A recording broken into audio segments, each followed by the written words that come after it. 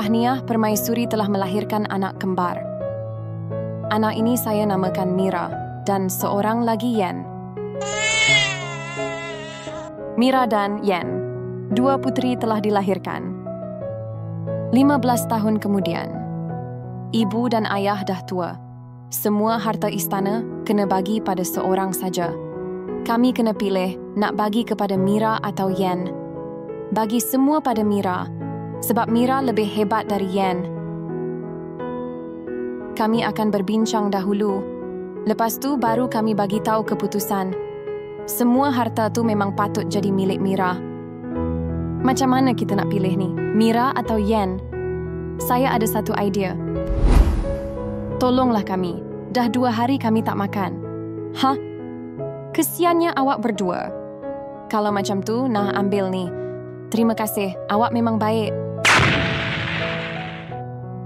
Hahaha padan muka. Hah? Awak berdua ada luka ke? Ada cedera ke? Jom masuk ke dalam istana. Yen bagi makan. Terima kasih Yen sebab bagi makan kepada orang miskin. Kenapa awak makan dekat istana Mira?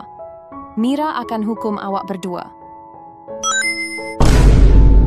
Apa? Ibu dan ayah?